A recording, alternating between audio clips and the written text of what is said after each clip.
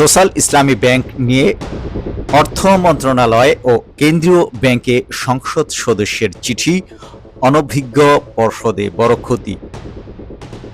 Social ইসলামী ব্যাংকের মারাত্মক ক্ষতি করেছেন বাংলাদেশ ব্যাংকের সাবেক governor doctor Ahsan H Mansur. এমন অভিযোগ ঢাকা ৪ আসনের সংসদ সদস্য সৈয়দ জয়নুল আবেদিনের। তার মতে, প্রায় ১.৫ বছর ধরে অনভিজ্ঞ পর্ষদ দিয়ে এসআইবিএল পরিচালনা করা হয়। এতে গ্রাহক অনাস্থায় প্রায় অর্থশূন্য হয়ে পড়ে ব্যাংকটি। সে কারণে এসআইবিএলকে একীভূত না করে দখলের আগে যাদের হাতে ছিল সেই মূল মালিকদের হাতে ছেড়ে দেওয়ার আহ্বান জানিয়েছেন তিনি। সম্প্রতি অর্থ মন্ত্রণালয়ের আর্থিক প্রতিষ্ঠান বিভাগের সচিবের কাছে দেওয়া এক চিঠিতে তিনি এই আহ্বান জানান। চিঠির একটি অনুলিপি বাংলাদেশ ব্যাংকের গভর্নরের কাছেও পাঠানো হয়েছে। সংসদ সদস্য চিঠিতে দাবি করেন, ২০১৭ সালে শেখ হাসিনার নির্দেশে একটি সরকারি গোয়েন্দা বাহিনীর সহায়তায় অস্ত্রের মুখে ব্যাংকটির নিয়ন্ত্রণ নেয় সাইফুল আলম এস আলম। এর আগে ধারাবাহিকভাবে ভালো আর্থিক পারফরম্যান্স ছিল এবং শেয়ার হোল্ডারদের প্রতি বছর ২০% পর্যন্ত লভ্যাংশ দেওয়া হতো। ২০২৪-এর ৫ আগস্ট শেখ হাসিনার পতনের পর সোশ্যাল ইসলামী ব্যাংকের এস আলম নিয়ন্ত্রিত পরিচালনা পর্ষদ ভেঙে দেয় বাংলাদেশ ব্যাংক।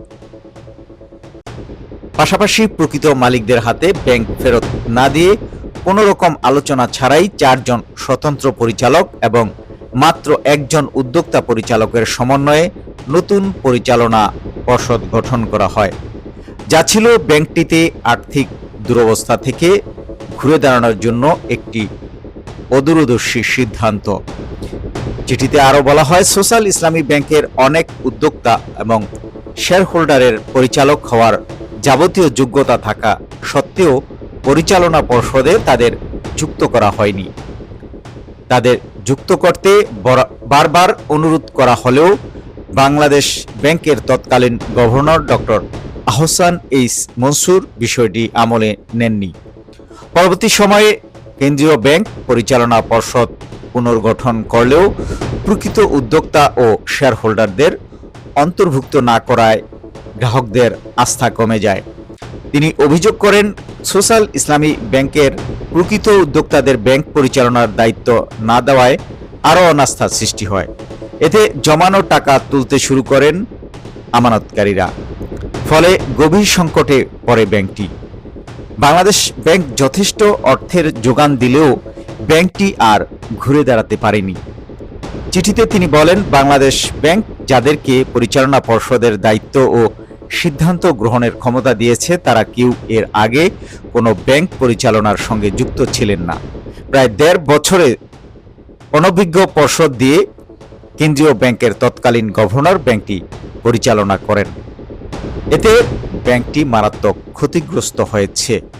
সংসদ সদস্য অভিযোগ করেন, ২০২৫ সালের নভেম্বরে ব্যাংকটিকে অকার্যকর ঘোষণা করে ব্যাংক রেজুলেশন স্কিমের আওতায় নেওয়া হয়, যার ফলে সাধারণ বিনিয়োগকারীরা ক্ষতিগ্রস্ত হয়েছেন।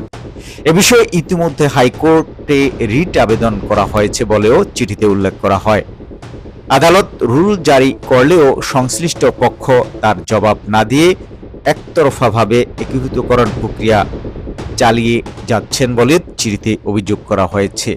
এতে আরও বলা হয়, ব্যাংকটি প্রকৃত উদ্যোক্তা ও শেয়ার হোল্ডারদের হাতে ব্যবস্থাপনা ফিরিয়ে দিলে এবং নতুন বিনিয়োগকারী যুক্ত করা হলে এসআইবিএল দ্রুত ঘুরে দাঁড়াতে পারবে এবং আবারও একটি লাভজনক ব্যাংকে পরিণত হবে। এসআইবিএলকে অন্য ব্যাংকের সঙ্গে একীভূত না করে আলোচনার মাধ্যমে পুনর্গঠনের জন্য সরকারের প্রতি আহ্বান জানান তিনি। বিশেষজ্ঞরা বলছেন, ব্যাংক খাতে সুশাসন, স্বচ্ছতা এবং দক্ষ পরিচালনা নিশ্চিত না হলে এমন সংকট আরও বাড়তে পারে। একই সঙ্গে ক্ষুদ্র বিনিয়োগকারীদের স্বার্থ রক্ষা এবং কেন্দ্রীয় ব্যাংকের সিদ্ধান্ত গ্রহণ প্রক্রিয়ায় জবাবদিহিতা নিশ্চিত করার বিষয়টিও গুরুত্ব দিতে হবে। জানতে চাইলে এসআইবিএল এর প্রতিষ্ঠাতা chairman major doctor Rezaul Haque বলেন, আমি শহীদ রাষ্ট্রপতি জিয়াউর রহমানের সময় রাজনীতি করেছি, কিন্তু 2017 সালে শেখ হাসিনার নির্দেশে একটি গোয়েন্দা বাহিনী আমার মাথায় বন্দুকের নল ঠেকিয়ে SIBL দখল করে এস আলমের হাতে তুলে দেয়। সেই থেকে ব্যাংকের আর্থিক অবস্থা খারাপ হতে থাকে, অথচ আমার সময় প্রতি বছর নিয়মিত ব্যাংকটি লভ্যাংশ দিয়ে আসছিল। তিনি বলেন, SIBL-কে একীভূত না করতে আদালতে রিট করেছি, সেই রিটের রায়ও পক্ষে এসেছে। সুতরাং আমাদের ব্যাংক আবারও আমাদের কাছে ছেড়ে দেওয়া হোক, অল্প দিনে ব্যাংকটি ঘুরে দাঁড়াবে। SIBL এর সাবেক ব্যবস্থাপনা পরিচালক শফিকুর রহমান একই দাবি করেন। তিনি বলেন, লুটেরা বা দখলবাজ নয়, ব্যাংকটি প্রতিষ্ঠাতা মালিকদের হাতে ছেড়ে দেওয়া হোক, তাহলে এই ব্যাংক ঘুরে দাঁড়াবে। চিঠিতে উল্লেখ করা হয়, 1995 সালের 22 নভেম্বর শরিয়া ভিত্তিক দ্বিতীয় প্রজন্মের ব্যাংক হিসেবে SIBL কার্যক্রম শুরু করে। তৎকালীন রাষ্ট্রপতি আব্দুর রহমান বিশ্বাস ব্যাংকটি উদ্বোধন করেন, যা দেশের ব্যাংকিং ইতিহাসে একটি নজিরবিহীন ঘটনা। ব্যাংকটি মূলত যৌথ উদ্যোগে প্রতিষ্ঠিত হয়, যার মধ্যে অন্যতম হলেন সৌদি আরবের কিং আব্দুল আজিজ বিশ্ববিদ্যালয়ের সাবেক অধ্যাপক ডক্টর এম এ মান্নান, নাইজারের সাবেক অর্থমন্ত্রী, প্রধানমন্ত্রী এবং ওআইসির সাবেক মহাসচিব ডক্টর হামিদ আল গাবিব, সৌদি পার্লামেন্টের ডেপুটি স্পিকার এবং ওয়ার্ল্ড মুসলিম লীগের মহাসচিব ডক্টর আবদুল্লাহ ওমর নাসিফ। আরও যুক্ত ছিলেন সৌদি আরবের সাবেক বাণিজ্য মন্ত্রী আহমেদ এম সালাহ জামজুম। যুক্ত ছিল সৌদি আরবের relief fund, Islamic solidarity fund, Islamic charitable society এবং হামদর্দ ল্যাবরেটরিজের বাংলাদেশ সহ দেশি বিদেশি নামি দামি ব্যক্তি প্রতিষ্ঠান। 2000 সালে পুঁজিবাজারে তালিকাভুক্ত হয় ব্যাংকটি। বর্তমানে এই ব্যাংকের 181টি শাখা, 240টি উপশাখা এবং 370টি এজেন্ট আউটলেট রয়েছে।